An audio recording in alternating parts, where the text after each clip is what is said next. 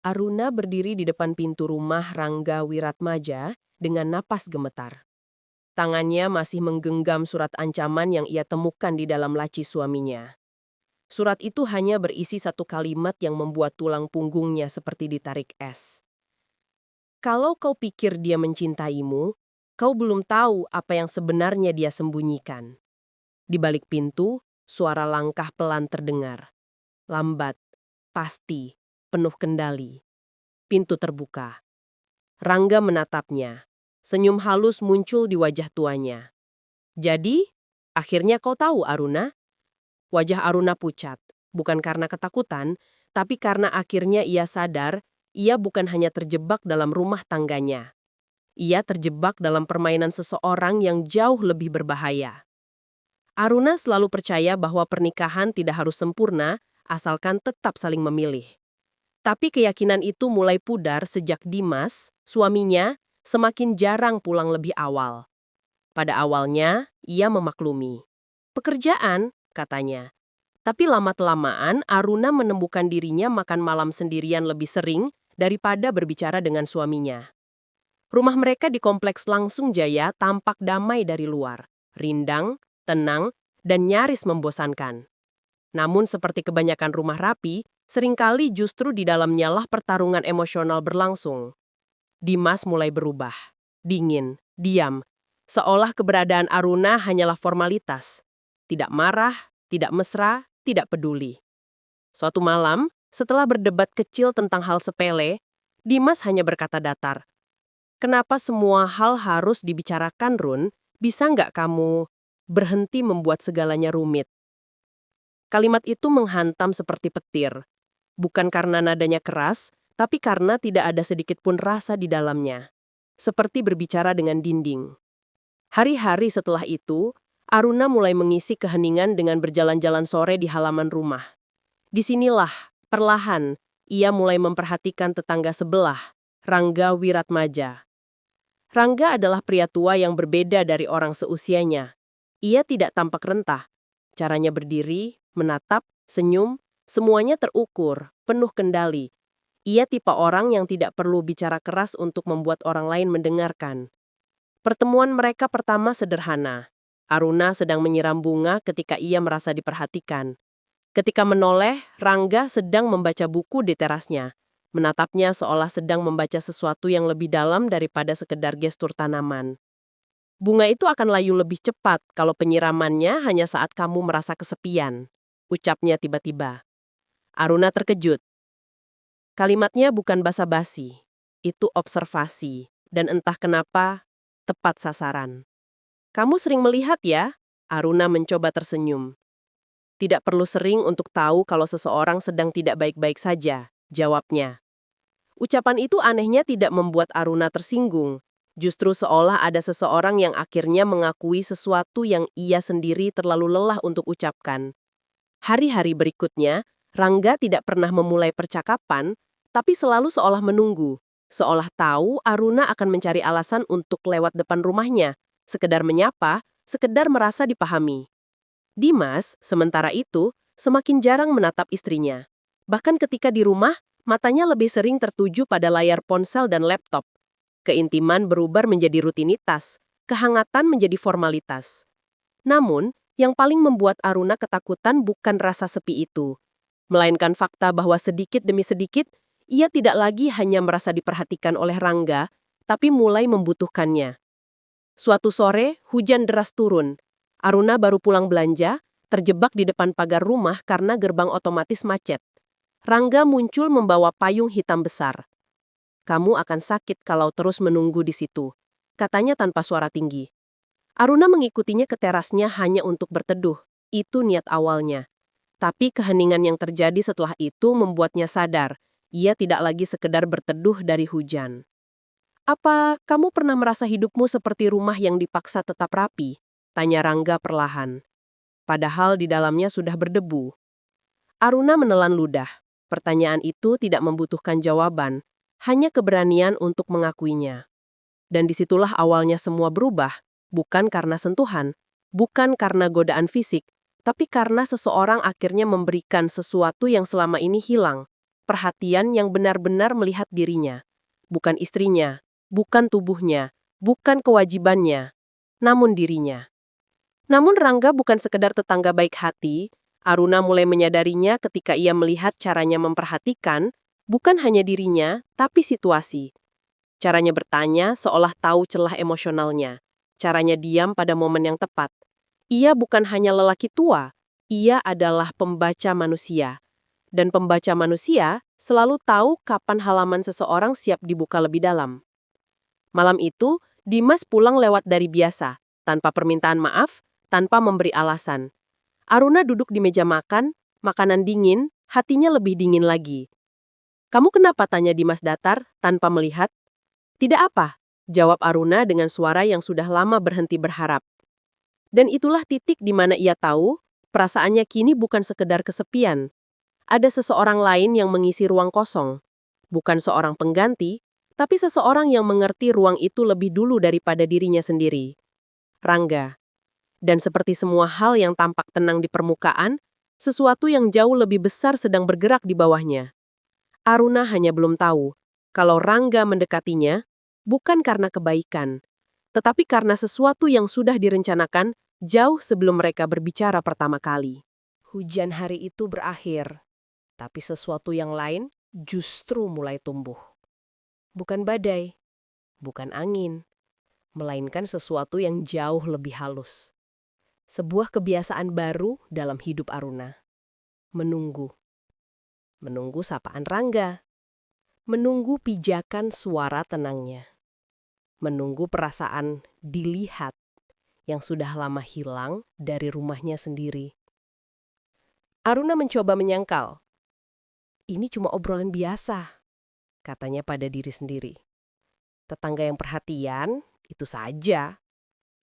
Tapi tubuh manusia jarang bohong. Ia tahu siapa yang membuat dada terasa ringan, siapa yang membuat jantungnya berdetak sedikit lebih tidak teratur. Dan setiap kali Aruna menyadarinya, ia membenci dirinya sendiri. Namun tetap tidak bisa benar-benar menjauh. Sementara itu, Dimas seolah hidup di dunia paralel. Benda yang paling sering disentuhnya bukan tangan istrinya, tapi layar ponsel. Kalimat yang paling sering diucapkannya bukan kata cinta, tapi, "Bentar, aku lagi ada urusan." Suatu malam, Aruna iseng mendekat ketika Dimas tertidur. Ia ingin tahu isi pesan yang membuat suaminya hampir tidak pernah memandang wajahnya lagi. Namun yang ia temukan justru lebih menusuk dari selingkuh. Dimas bahkan tidak punya siapa-siapa selain pekerjaannya. Tidak ada nama perempuan, tidak ada chat rahasia, tidak ada kehangatan, bahkan untuk orang lain. Yang tersisa hanyalah dirinya dan kekosongan yang semakin mendalam. Ketika keterasingan di rumah semakin menekan, Aruna mulai menulis jurnal. Sebuah kebiasaan lama yang ia tinggalkan sejak menikah. Namun kali ini berbeda. Setiap lembar yang ia isi seperti mengunci pikirannya sendiri. Menyimpan sesuatu yang tak boleh ia ucapkan keras-keras. Hari itu ia menulis. Ada saatnya seseorang tidak lagi butuh dicintai. Hanya ingin diakui keberadaannya. Ia belum menyadari bahwa setiap kalimat yang ia tulis membuat ia semakin mendekat pada seseorang yang memang sedang menunggunya jatuh. Rangga tidak pernah terburu-buru. Itu yang membuatnya berbahaya. Ia tidak pernah bertanya secara langsung soal Dimas. Ia hanya mengamati dan menunggu celah. Suatu sore, Aruna kembali melewati rumahnya. Tidak hujan kali ini, hanya angin. Rangga sedang duduk di teras, memegang cangkir teh panas. Ia tidak memanggilnya, hanya menatap sebentar. Cukup lama untuk membuat Aruna merasa dituntun masuk. "Aku tidak akan tanya kabarmu," kata Rangga pelan. "Orang yang baik-baik saja tidak berjalan dengan langkah selelah itu. Aruna ingin tersenyum, ingin menyangkal, ingin berkata bahwa ia baik-baik saja. Tapi suaranya malah pecah. "Aku capek, Pak." Rangga tidak naik intonasi, tidak memberi pelukan, tidak menasehati. Hanya memindahkan cangkir teh ke meja kecil di sebelahnya. Seolah memberi ruang, bukan paksaan. "Kalau kamu capek, berhenti. Jangan menunggu tubuhmu menyerah dulu, baru kamu sadar ada yang salah." Kalimat itu menembus tulangnya. Ia tidak memberinya solusi, ia hanya meyakinkan bahwa rasa lelah itu valid. Dan itu lebih berbahaya daripada godaan fisik. Karena diterima secara emosional, jauh lebih candu daripada disentuh. Hubungan mereka berkembang seperti angin musim panas. Tidak terlihat, tapi terasa. Kini Aruna tidak hanya lewat depan rumah Rangga. Ia mampir. Kadang 10 menit, kadang 2 jam, kadang tanpa sadar sampai malam. Mereka bicara tentang banyak hal. Buku, kenangan muda Rangga, mimpi Aruna yang ia tinggalkan setelah menikah. Dan dalam percakapan panjang itu, Rangga tidak hanya mendengar, ia mengambil. Mengambil celah, mengambil trust, mengambil kepercayaan yang tidak ia minta, tapi sengaja ia buat tumbuh. Pada malam ke-14 pertemuan mereka, Rangga akhirnya melemparkan kalimat yang akan menggeser segalanya. "Aruna, apakah kamu bahagia atau kamu hanya takut sendirian?" Aruna terdiam. Ia tidak punya jawaban. Bahkan dirinya sendiri tidak tahu. Rangga mencondongkan tubuh. Tidak menyentuh, tidak mencoba. Hanya mendekat dengan keheningan yang dipenuhi intensitas. "Kamu tidak perlu menjawabku. Tapi kamu harus menjawab dirimu sendiri. Karena orang yang terus bertahan demi terlihat kuat, biasanya justru yang paling rapuh." Air mata Aruna jatuh, dan ia membenci itu. Bukan karena ia menangis, tapi karena orang yang memecah tangis itu bukan suaminya. Dan dari situlah sesuatu mulai. Bukan pelukan, bukan ciuman, tapi pengkhianatan pertama yang paling berat. Aruna tidak lagi jujur terhadap dirinya sendiri. Ia membiarkan seseorang lain menjadi tempat pulang, secara emosional. Dan sekali itu terjadi, fisik hanya tinggal menunggu. Yang Aruna belum tahu adalah, Rangga tidak mendekatinya karena iba. Ia mendekatinya karena Aruna bukan tujuan. Aruna adalah bagian dari sesuatu yang jauh lebih besar. Dan Dimas jauh dari tidak bersalah seperti yang terlihat. Malam itu Aruna pulang lebih lambat dari biasanya. Bukan karena ia sengaja menunda, tapi karena ia kini punya 2 versi dirinya. Aruna yang pulang ke rumah, dan Aruna yang tidak ingin benar-benar masuk ke dalamnya. Ketika ia membuka pintu, rumah terasa sama seperti beberapa bulan terakhir. Sunyi, rapi, dingin. Dimas ada di ruang kerja. Lampu monitor menyala, wajahnya dipantulkan layar biru, lebih hidup saat menatap data dibanding menatap istrinya. "Baru pulang?" tanya Dimas tanpa menoleh. Aruna menjawab datar. "Iya, mampir sebentar ke tetangga." "Oh, hanya oh." Tanpa tanya siapa, tanpa peduli. Tanpa ingatan bahwa dulu ia cemburu bahkan pada angin yang menyentuh rambut Aruna. Rasa bersalah Aruna muncul. Sekilas, tipis, tapi nyata. Namun rasa itu tidak tumbuh menjadi penyesalan. Karena di saat yang sama, ada rasa lain yang justru lebih kuat. Rasa ingin hidup kembali. Hari-hari selanjutnya, Aruna mulai memperhatikan sesuatu yang sebelumnya tidak ia sadari.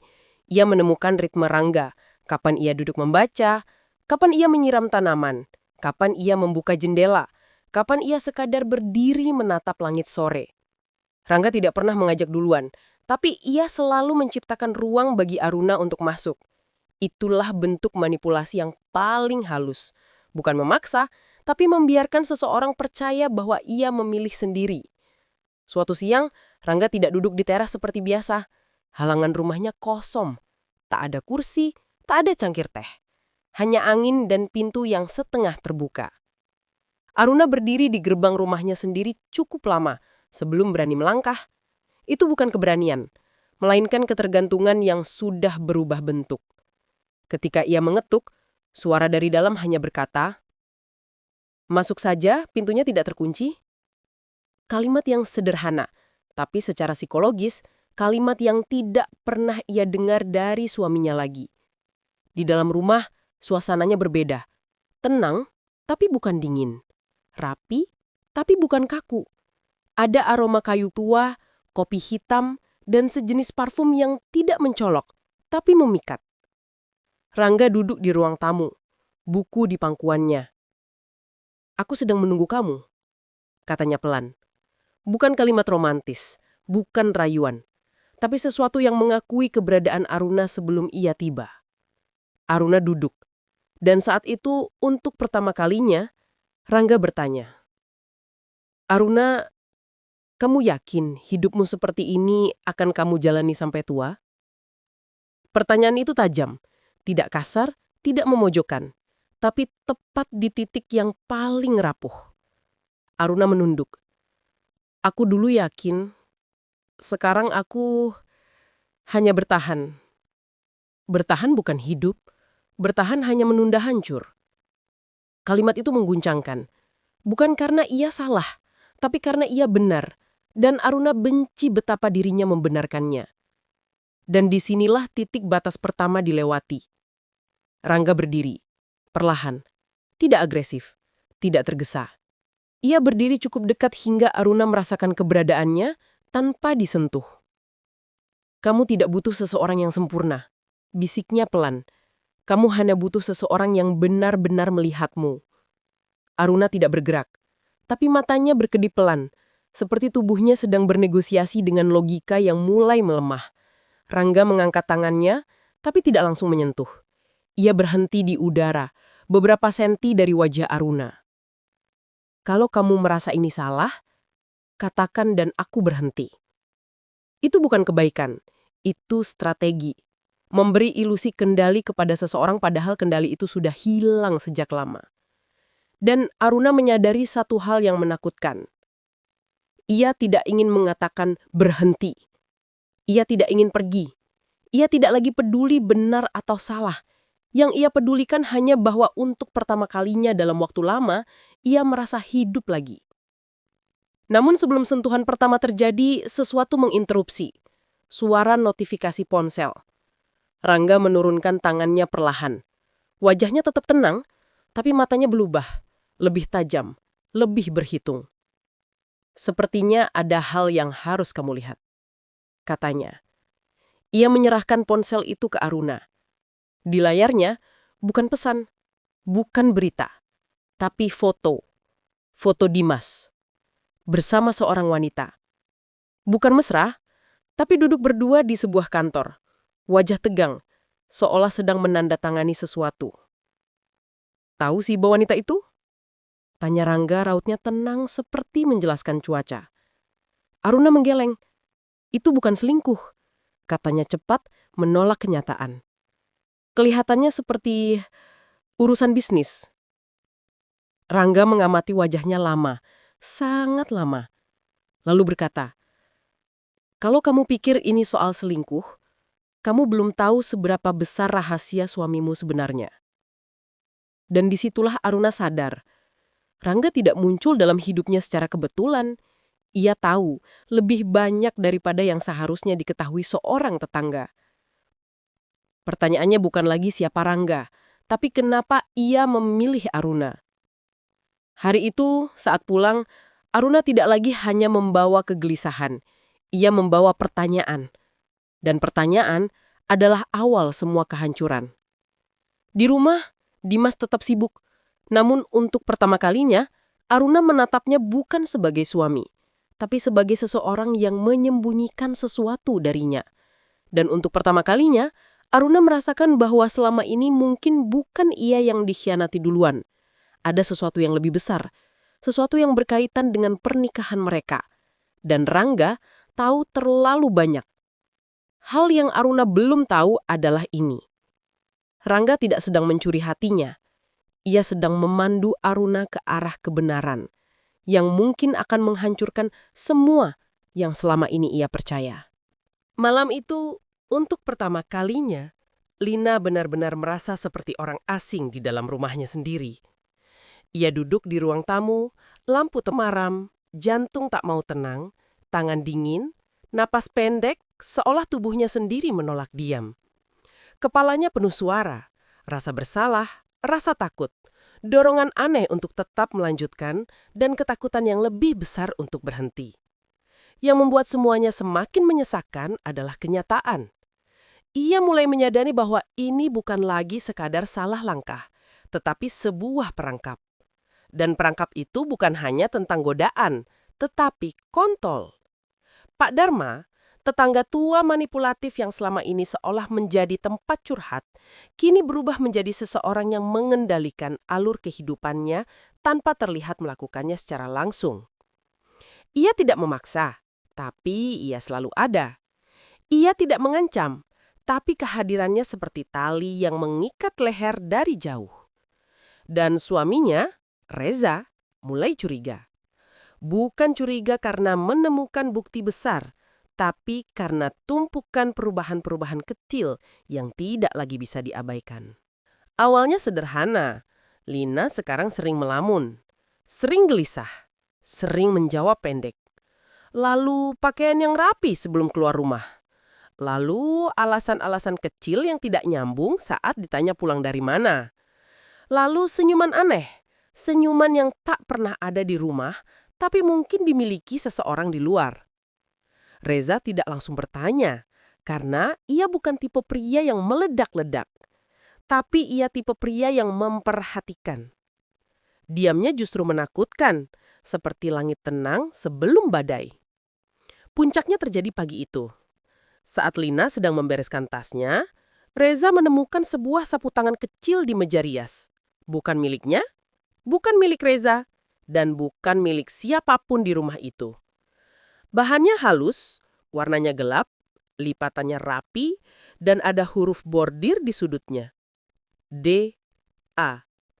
Dharma Adi. Bukan nama lengkap, tapi cukup jelas bagi siapapun yang tahu siapa tetangga mereka. Reza memegang sapu tangan itu lama. Ia memutarnya di tangannya. Wajahnya tidak marah, justru lebih seperti patah. Dan itu jauh lebih menakutkan dari amarah manapun. Sementara itu, di sisi lain pagar rumah, seorang lelaki tua duduk sambil menyeduh kopi hitam, memandang rumah Lina seperti pemain catur yang sedang menunggu lawannya melakukan langkah berikutnya. Tak tergesa, tak gugup, penuh perhitungan. Ia tahu saatnya mendekat lagi. Sore hari pun tiba. Reza belum bicara apapun. Lina merasakannya. Dan diam itu seperti dinding kaca. Dia bisa melihat suaminya, tapi tak bisa menjangkaunya. Pak Dharma datang saat senja, seperti biasa, dengan gaya tenang khasnya. Lina membuka pintu pagar, dan baru kali ini ia menyadari ada satu hal yang benar-benar membuat dirinya takut. Ia tidak membuka pagar untuk tetangga, tapi untuk lelaki yang diam-diam sudah punya kuasa atas hidupnya. Masih tegang? Tanya Dharma pelan, dengan senyuman tipis di wajahnya. Lina menelan ludah. Dia mulai curiga. Sempurna, jawabnya singkat. Lina terkejut. Apa maksudnya sempurna? Dharma menatapnya lekat, sangat lekat. Pandangan yang pelan tapi dalam. Seperti seseorang yang menilai barang yang sudah dibelinya. Karena kecurigaan akan membuatmu makin jauh dari dia dan makin dekat ke arahku. Lina mundur satu langkah. Aku tidak pernah bilang aku ingin. Dharma maju satu langkah. Tapi kamu tidak menghentikannya juga. Dia menyentuh dagu Lina. Gerakannya pelan, terukur. Tidak memaksa tapi tak memberi ruang untuk lari. Sentuhan yang seharusnya membuat Lina mundur, tapi tubuhnya diam. Bukan karena mau, tapi karena otaknya lumpuh oleh campuran rasa bersalah dan ketergantungan. Kau pikir aku tidak tahu? Bisik Dharma. Kau sudah terlalu jauh untuk kembali. Dan aku satu-satunya tempat yang masih menampungmu. Lina menutup matanya. Ia tahu itu benar. Ia juga tahu itu jebakan. Karena yang paling berbahaya dari seorang manipulator bukan ancamannya, melainkan keyakinan palsu bahwa kau masih punya pilihan. Malam itu Reza akhirnya bicara. Lina, suaranya datar. Aku cuma tanya satu hal. Kamu jujur? Selesai. Kalau bohong, kamu akan kehilangan aku. Lina terpaku. Dunia berhenti. Siapa Dharma bagimu? Tangan Lina gemetar. Ia tidak menjawab. Dan di dalam diam itu, jawaban sudah lahir. Reza menatapnya lama. Kau tahu, aku tidak pernah peduli siapa yang lebih tampan, lebih tua, lebih kaya. Tapi aku peduli satu hal. Kalau kau memilih orang lain karena dia membuatmu merasa sesuatu yang aku tidak bisa beri.